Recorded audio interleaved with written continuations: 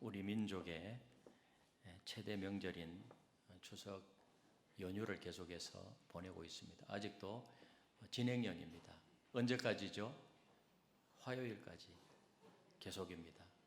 계속되는 가운데 또 주일이 있어서 이렇게 함께 예배드리는데, 오늘 또 영상으로 예배드리는 우리 성도님들도 계십니다.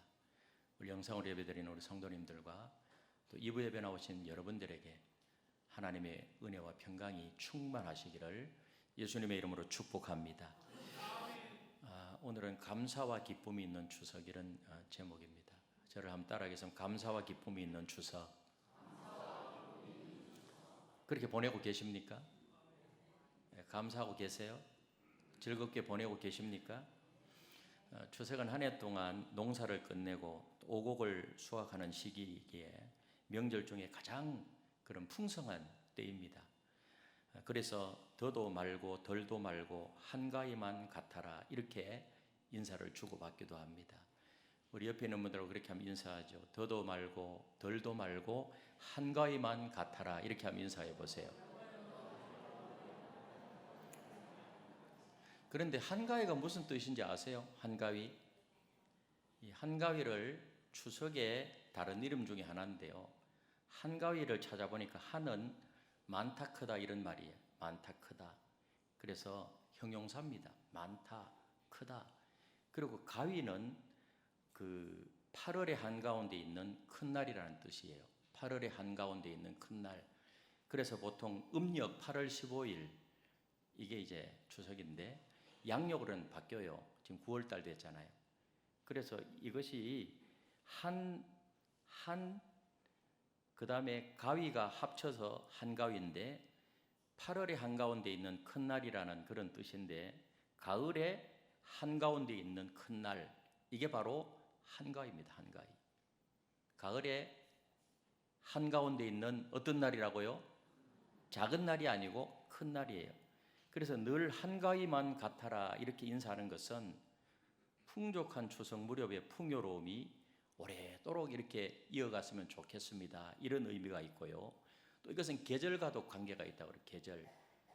여름처럼 덥지도 않고 겨울처럼 춥지도 않고 살기에 가장 알맞은 계절이라는 뜻에서 이 말이 생겨났다고 그래요. 그런데 이 지구 온난화 때문에 이 한가위 때도 덥더라고요. 계속해서 아침 저녁으로는 뭐 괜찮은데, 어쨌든 무더운 여름을 이겨내고 가을을 맞이했으니 그 기분이야 설명할 필요가 없겠죠.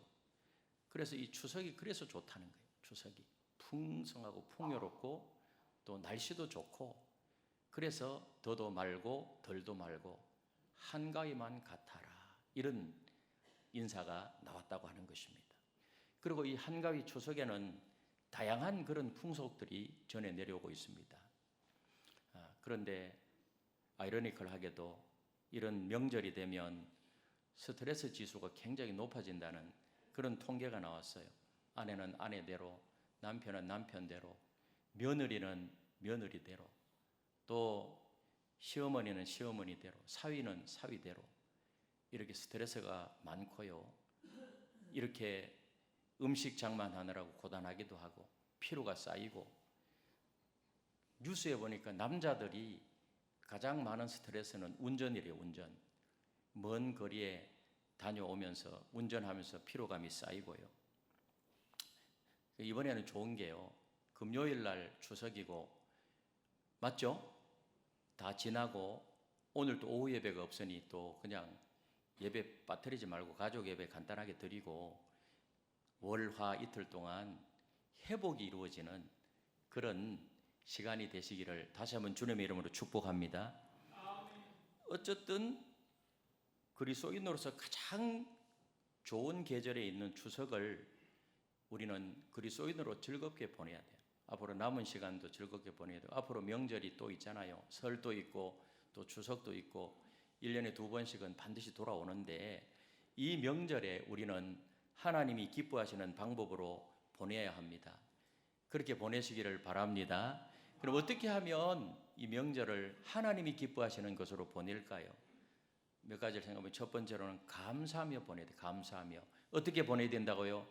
감사하며. 전에도 이야기했지만은 본래 추석은 한국형 추수감사절이라고 말할 수 있습니다. 농사, 우리는 농경 민족이거든요. 그 당시에 농사 지으면서 수확에 대한 감사, 그것이 많든 적든 가을이 되면 수확해. 거기에 대한 감사, 다음 해에도 농사 잘 되게 해줄 수 있도록 도와달라고 하는 기원을 담아서 감사. 그래서 기원의 의미를 가지고 차례도 지내고 성묘도 하고, 그리고 가족 단결, 가족과 함께 기쁨을 나누고 감사를 표현하는 특별한 날, 이 추석 명절. 참 우리 조상들이 감사하는 방법과 그 대상은 달랐지만은, 대상은 바르지 못했지만은 풍성한 수확에 대해서 어떤 초자연적인 힘과 도움이 있었구나, 이것을 생각하면서 감사했다는 것은 이게 어떤 면으로는 조상의 설계가 담겨 있고요. 사실은 우리가 그 신학적인 접근을 하게 되면 우리 마음속에 하나님의 형상으로 지어진 인간이기 때문에 우리 마음속에는 늘 어떤 그 초자연적인 힘이 있다. 그래서 종교가 생겨나는 것이고요. 신을 의지하려고 하는 그런 마음에 본능적으로 본유관념, 신의식이 우리 마음속에 있기 때문에, 그래서 그 대상은 달랐지만 잘못했지만은 조상에게 감사하고 뭐 이런 것으로 나타나잖아요. 그러나 감사 그 자체는 너무나도 좋은 것이고 너무나도 선한 것이고, 그러나 우리의 조상들은 그러했지만은 우리 나라는 이스라엘 입장으로 보면 이방인들이지만은 이곳에 복음이 전해져서 우리 민족에게도 복음이 전해져서 우리 하나님을 알게 되었고, 예수님을 만나 제사함 받게 하셨고, 하나님 나라 백성 되게 하셨고, 구원받게 하셨고, 이 모든 것이 하나님의 은혜라는 사실을 깨닫게 된 이 자체가 얼마나 감사한지 몰라요. 너무 감사한 것입니다. 그러므로 우리는 감사하면서 앞으로 남은 추석 연휴를 보내고, 여러분, 그런데 우리가 감사할 때 무엇에 대해서 감사해야 될까요? 우리의 감사의 대상은 누구일까요? 먼저 우리는 부모님께 감사하며 조상의 유훈을 나누며 감사해야 됩니다. 오늘날 현대인들에게 부모와 조상 유훈 이런 것 생각하면서 감사라고 하면 감사하기는커녕 부모 탓하고 조상 탓하고 원망하고 불평하고 그런 사람들, 아주 못난 사람들이 있어요. 여러분, 우리가 이 세상에 태어난 것은 우리 부모와 조상들이 있었기 때문에 우리가 세상에 태어났어요. 그러므로 그냥 그 자체로 우리는 감사해야 돼요. 부모님의 손길과 희생이 없었다면 세상에 태어날 수도 없어 민족의 역사도 있을 수가 없습니다. 5,000년 역사를 이어올 수가 있었던 것은 부모가 있고 우리의 조상이 있었기 때문에, 그러므로 부모님이 살아계신 것, 건강하신 것, 나의 효도를 받을 수 있다는 것만으로도 마땅히 감사해야 돼요. 그래서 우리 명절이 되어서 우리 자녀들이 부모님 찾아오고 이렇게 예배에 참석하고 감사하는 마음으로 이 자리에 함께 계신 줄로 믿습니다. 우리가 부모에게 참 감사하는 것은 아름다운 예절이고 또 성경적 가르침이에요. 에베소 6장을 보지 않아도, 우리가 십계명을 이야기하지 않아도 정말 우리가 부모에게 감사하는 것, 말로만 하지 말고 행동으로 표현하고, 그냥 마음만 먹는 것도 중요하지만 마음으로 그렇게 그 생각하는 것도 중요하지만 또 표현하고요. 조상의 선한 업적을 기리는 것도 커다란 유익입니다. 우리 인간의 삶에 있어서 역사와 뿌리는 매우 소중해요. 역사를 알아야 되고요. 뿌리를 알아야 돼요. 그 나라 민족의 역사를 알아야 되고, 우리 가정 가문의 뿌리도 알아야 돼요. 우리는 과거로부터 수많은 그런 교훈을 받을 수가 있고, 우리 역사로부터 수많은 교훈을 받을 수가 있습니다. 그러므로 선조들의 옳은 행실은 우리 삶의 방향을 지시해 주고요, 잘못된 행실은 우리의 방향을 수정해 줍니다. 여러분, 이스라엘 백성들은 정말로 지금 세계에서 제일 영향력이 있는 민족이 되었는데 그 조상의 역사를요, 그 역사에 대해서 굉장히 소중하게 여기는 민족이 세계 어느 나라보다도 이스라엘 민족이에요. 히틀러를 통해서 수많은 유대인들이 생명을 잃었는데 거기에 대한 그 역사의식을 아주 철저하게 가지고 있어요. 신들러 리스트 이런 유대인들 처형당하는 영화를 그 독립기념일에는 일주일 내내 틀어요. 계속 틀어요. 반복해요. 그래서 다시는 이런 민족의 아픔을 우리는 겪지 않으리라. 그래서 국력을 튼튼히 하고 역사의식이에요. 그리고 조상들의 유훈, 나와 내 집은 여호와 하나님만 섬기리라. 이런 하나님 여호와 신앙. 여러분, 신명기 6장 말씀이 바로 그거예요.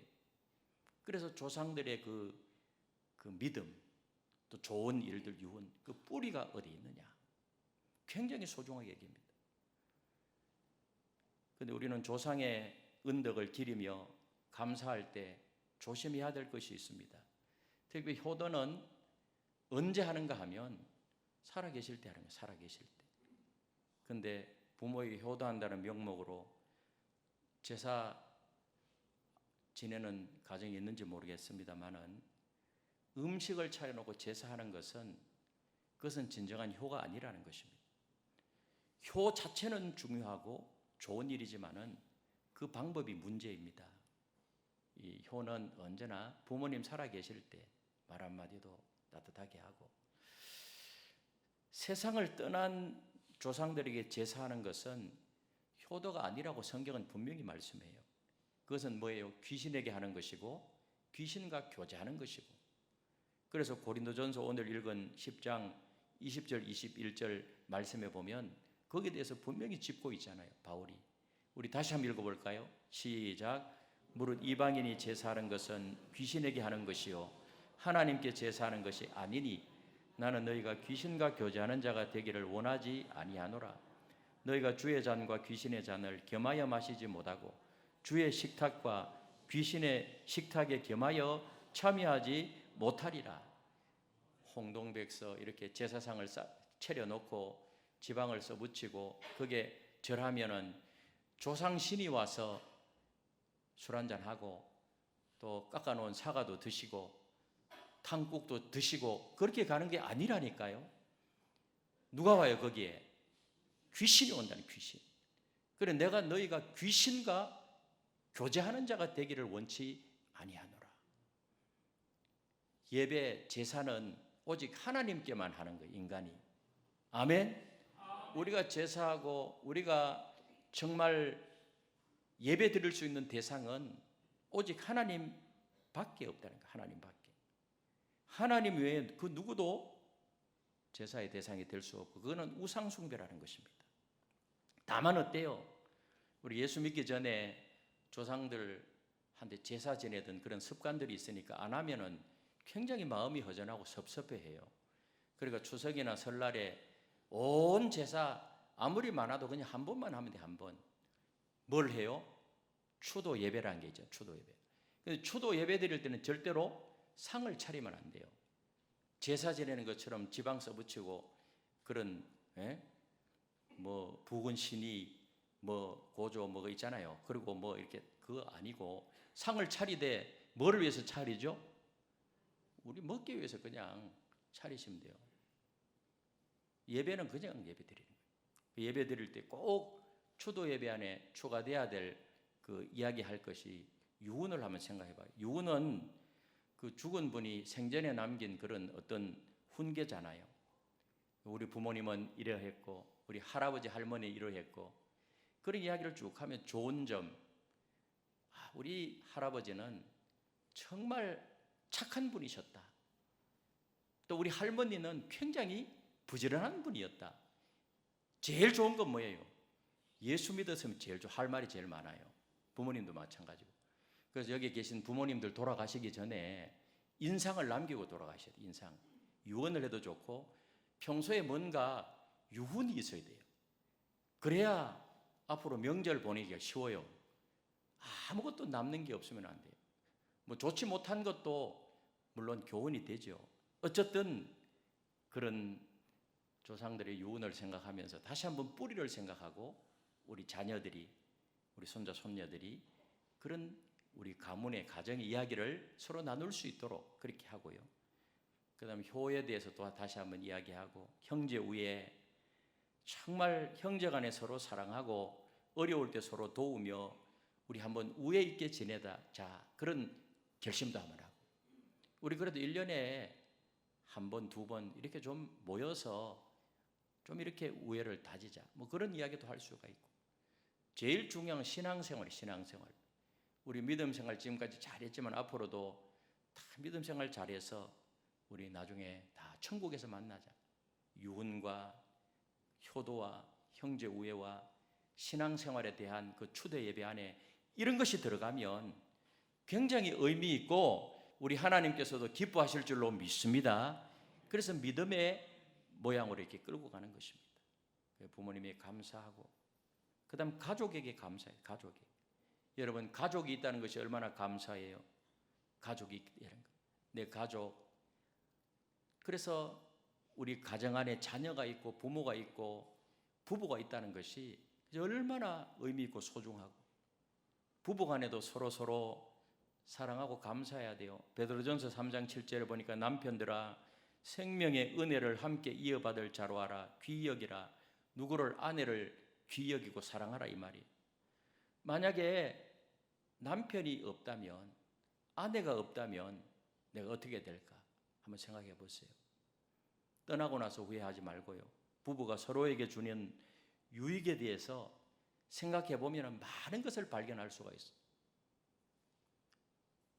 그래서 부모와 자식 간에도 서로 감사하고요. 어떻게 감사하라? 그 가족에 대해서는 무조건 감사해야 돼요. 감사. 여러분, 감사는 행복의 원천이고 평안은 감사의 나무에서 피어나는 아름다운 꽃이라고 했습니다. 행복의 원천이 감사예요. 그래서 온 가족 식구들이 서로 감사한다고 하면 그 가정은 행복한 가정이에요. 형제와 자매 간에도 서로 감사해야 돼요. 형제나 자매가 있다는 그 자체만으로도 감사해야 돼요. 때로는 도움이 되고 위로도 되고 친밀한 상담자도 되고. 조금만 생각해 보면 이 인생 70인데 강건하면 80이고 100년 정도 사는 이 우주의 시간 속에서 잠깐 머물러 있다가 가는 인생 속에서 하나님의 섭리 가운데 우리 아들을 내 가정에 보내주고 딸을 보내주고 배우자, 남편, 아내, 부모님, 이렇게 하나님이 가정을 만들어 줬는데요. 그 자체가 너무 감사한 거예요. 감사. 불교에서는 이걸 뭐라고? 인연이라고. 인연이 그냥 맺어지는 게 아니라고 그런 거예요. 그게는 인연이라고 하자면 우리는 뭐예요? 하나님의 은혜요. 하나님의 섭리 가운데 우리의 가정을 하나님이 만들어 주셨어요. 그 안에서 뭐 여러 가지 많은 상황도 있겠지만은 그 자체로 감사해야 돼요. 하나님 감사합니다. 감사합니다.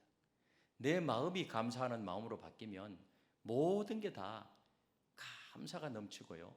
그 가정은 정말로 행복한 그런 가정이 될 줄로 믿습니다. 아멘. 그리고 또 이 명절을 통해서 우리가 감사해야 할 대상은 이웃이에요. 이 세상에서 기쁨과 슬픔을 함께 나눌 수 있는 이웃이 있다는 것이 얼마나 감사해요. 그래서 가까운 이웃이 먼 친척보다 낫다는 그런 말이 있잖아요.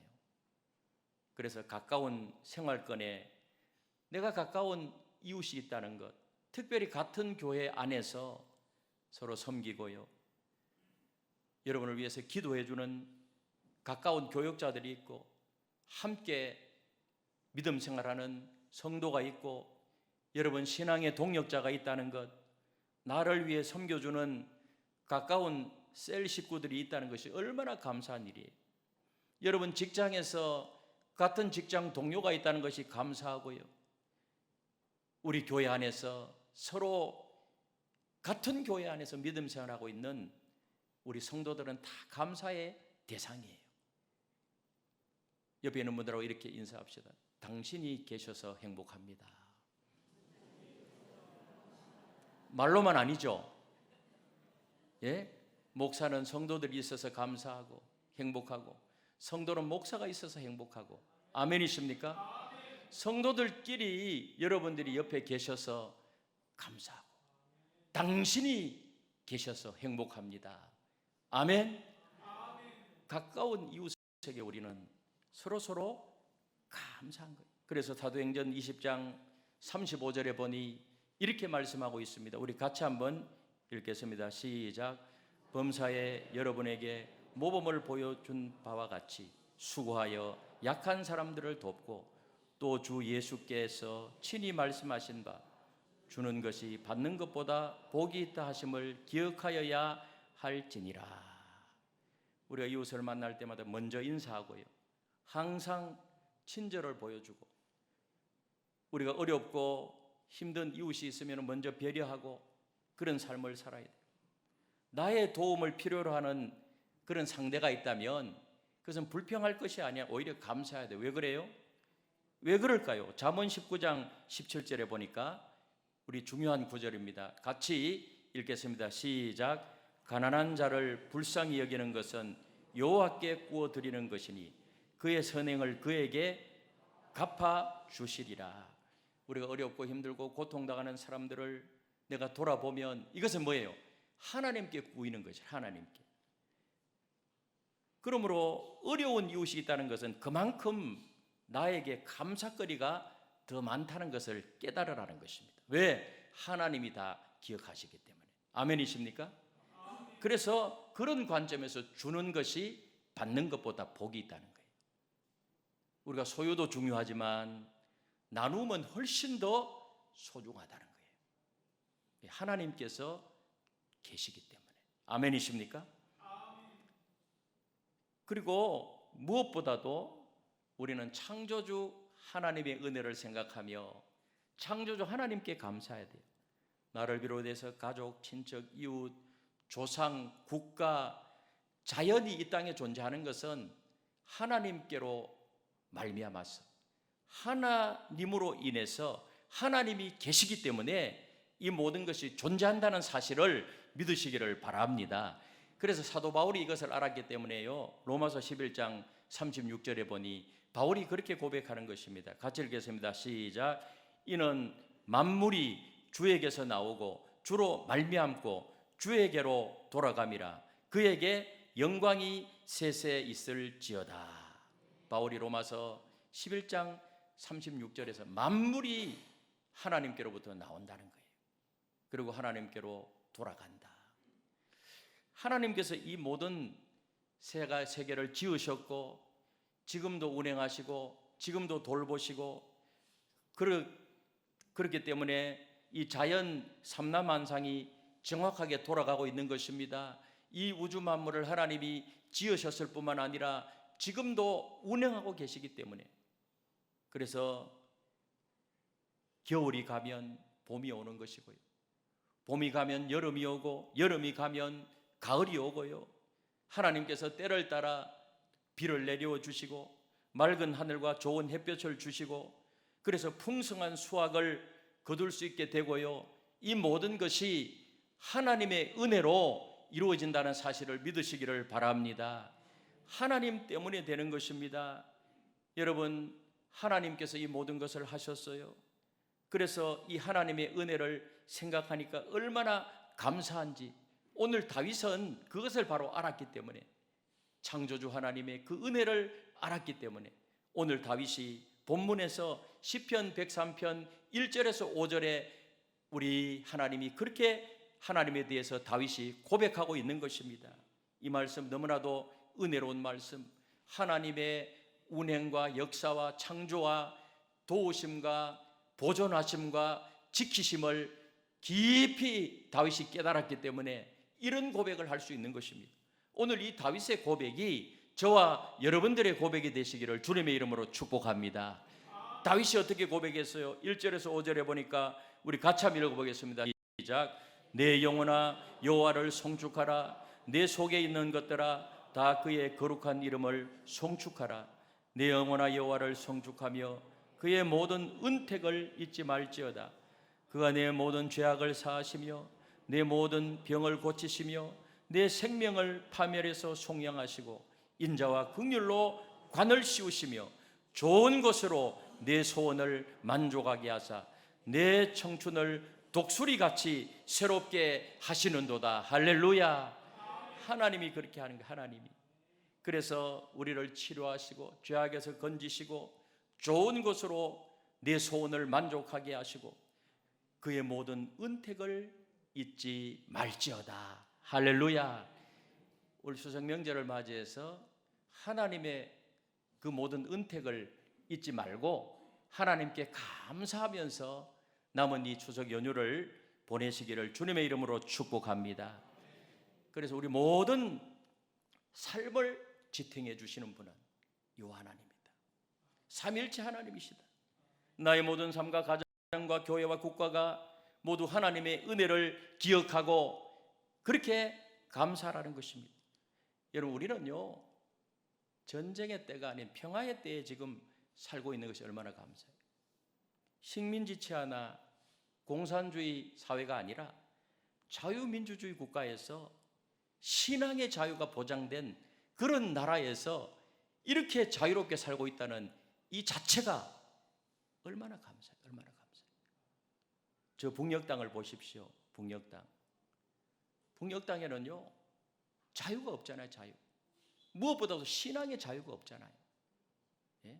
공산 독재 체제 하에서 통제로 자유를 다 박탈하고 통제하니까요 사람의 창의력도 없고, 그러니까 뭐 얼마나 지금 가난하게 어렵게 살고 있나요? 거기에 비해서 우리가 이렇게 풍족하게 자유롭게 이렇게 살고 있는 것이 얼마나 감사해요. 추석은 결실에 대한 감사절입니다. 그의 모든 은택을 잊지 말지어다. 시편 136편 25절에 보니 같이 한번 읽어보겠습니다. 시작. 모든 육체에게, 시작, 모든 육체에게 먹을 것을 주신 이에게 감사라. 그 인자하심이 영원하미로다. 아멘. 그래서 왜 하나님이 감사라고 했을까요? 감사라고.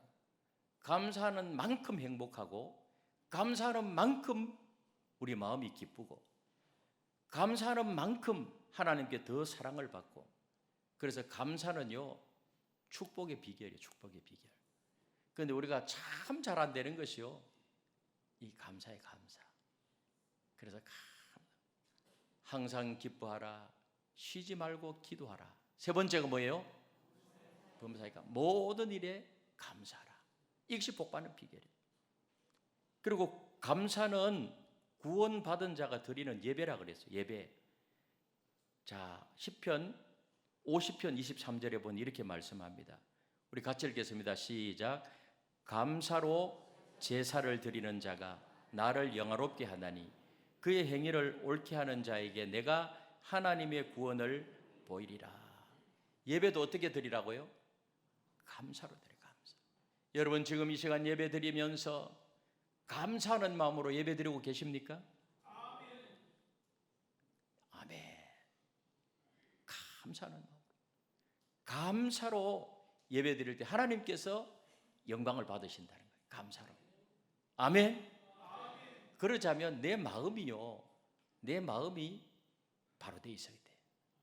내 마음에 어떤 불만, 괴로움, 고통, 스트레스 이런 것들이 다 떠나가고요, 내 마음에 하나님으로 인해서 평화가 넘치고 기쁨이 넘치고 내 마음이 정결하게 되면 저절로 감사가 나오네요. 감사. 그러면은 그 예배를 하나님이 받으시고 그 찬양을 하나님이 받으시고 그 기도를 하나님이 응답해 주실 줄로 믿습니다. 그래서 감사라고 그래요. 추석 명절 이렇게 연휴를 보내면서 모든 것을 존재케 하신 창조 하나님께 감사하고 가족끼리 감사하고 이웃끼리 감사하고 서로 보면 감사합니다. 우리 자녀들도 보면서 내 집에 딸로 태어나서 너무 고마워. 아들 보고도 내 아들이 되어서 너무 고마워. 예? 남편 보고도 내 남편 되어서 너무 고마워. 또 봐도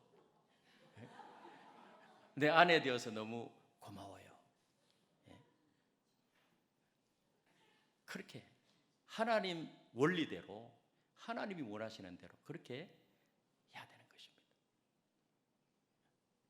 두 번째로 서로 섬기며 사랑을 실천하는 시간들이 돼야 됩니다. 그래서 서로 섬길 때 굉장히 이 명절은요 행복하게 되는 거예요. 그래서 갈라디아 5장 13절에 보니 같이 읽겠습니다. 시작. 오직 사랑으로 서로 종노릇하라. 사랑으로 종노릇하라 이 말은 뭐예요? 사랑으로 섬기라는 거예요. 어떻게 섬기라? 사랑으로 서로 아내는 남편을 사랑으로 섬기고 남편은 아내를 사랑으로 섬기고 부모는 자녀를 사랑으로 섬기고 자녀는 부모를 사랑으로 섬기고 서로 하는 이 말이 중요해요. 서로. 그래서 지금은 이 명절의 이 모습이 많이 달라지긴 했어요. 옛날처럼 그렇게 음식을 많이 안 만들어요. 옛날처럼 먹을 만큼 만들고 또 지금은 우리 특별히 이 경상도 지방이 가부장적인 게 굉장히 강하거든요. 엉덩이가 무거워가지고 한 번 앉으면 안 일어나는 그런 모습도 많이 바뀌었어요. 특별히 명절에는 남성들이 엉덩이가 좀 가벼워야 되거든.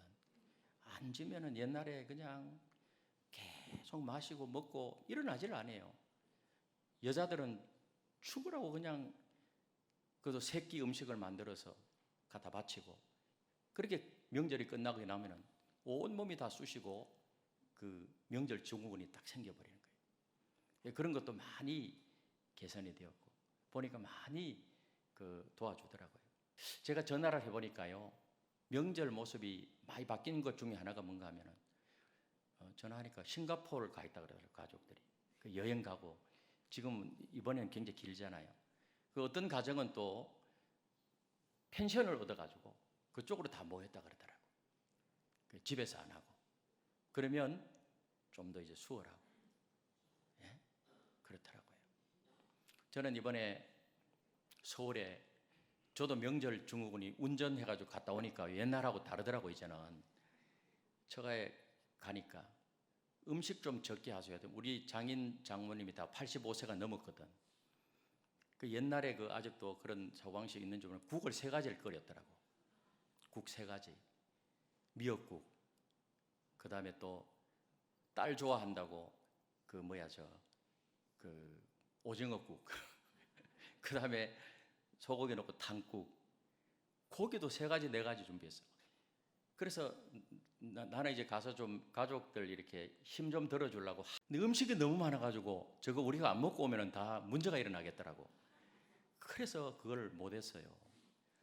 여기에 계신 어르신들 명절에 너무 음식 많이 만들지 마세요. 먹을 만큼만 만들고. 그래서 좀 이렇게 바뀌어야 돼요. 그래서 서로 도와주고. 이런 말이 있어요.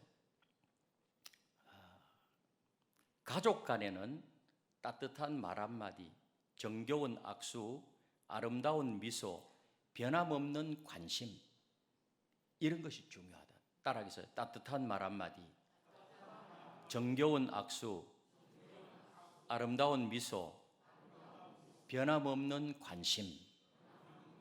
아멘이십니까? 그래서 이렇게 해서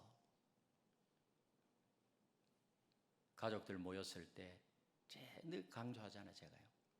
쓸데없는 말 한마디 해가지고 헤어질 때는 다 마음 상하고 원수가 되어서 헤어지게 하지 말고 이 명절이 아니라도 가족들 모일 때는요 상대방이 말 꺼내지 않으면 굉장히 싫어하는 말은 굉장히 조심해야 돼요. 그렇게만 한다고 하면 여러분 가정과 가문이 행복하게 그렇게 될 것입니다. 사랑하는 성도 여러분들이요, 남은 시간 정말 무엇보다도 하나님의 은혜와 사랑을 기억하고 하나님께 감사 예배드리고 서로 사랑하고 섬기는 스마트한 그런 명절을 연휴를 보내시기를 주님의 이름으로 축원합니다.